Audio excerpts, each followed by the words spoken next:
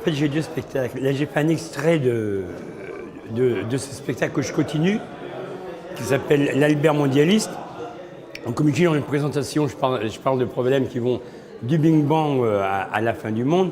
Et ça me permet d'aborder, j'espère, en essayant d'être drôle sur les grands problèmes aussi bien de la planète, là le réchauffement de la planète, la fin du pétrole, la fin dans le monde, enfin, ce ne sont pas des sujets spécialement gays, mais aussi de mes origines, parce que je parle de la Bretagne, de la langue et de sujets plus généraux comme la mort. Hein. Et en général, en humour, ce qui fonctionne le mieux, plus le sujet est grave, plus la tension est grande, et grande, plus c'est facile de faire rire, et juste de décaler un peu.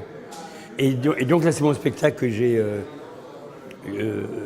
joué à Paris, un peu partout en France, et je vais me faire quelques dates en Bretagne, et parallèlement, j'ai créé un nouveau spectacle que je vais présenter à Avignon, et que je vais faire aussi en tournée, que je vais jouer à Paris en tournée en Bretagne, et qui s'appelle Je délocalise. Alors là, je parle du principe que c'est dur d'écrire et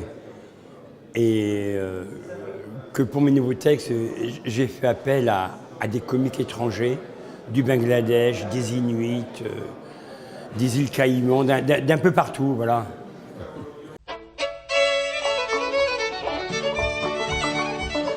Non, mais quand je joue en Bretagne, ouais, c'est les publics les plus réceptifs. Hein, c'est-à-dire aussi bien, il y a le nord, en gros, le nord, l'est, c'est la Bretagne. Hein, ça dépend des salles, mais en général, en général, le public breton est un bon public. Et il y a eu une tradition, c'est comme ça que j'avais commencé. Puis il y a des choses qui existent moins maintenant, et c'est vraiment dommage. Il y avait un tas de petites salles de bistrot en Bretagne qui faisaient des soirées rock, folk, humour, etc. Il y en a de moins en moins. C'est dommage parce que ça a permis à un tas d'artistes, de musiciens aussi beaucoup, de démarrer.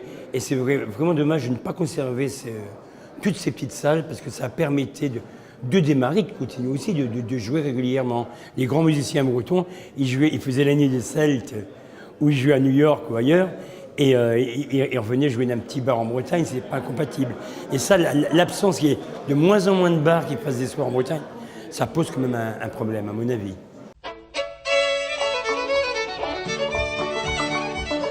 Là, je sors un DVD qui s'appelle et qui va être diffusé sur Comédie bientôt et qui va être en vente un peu partout. Et mon nouveau spectacle que je fais à Avignon, au Café de la Gare et en Bretagne.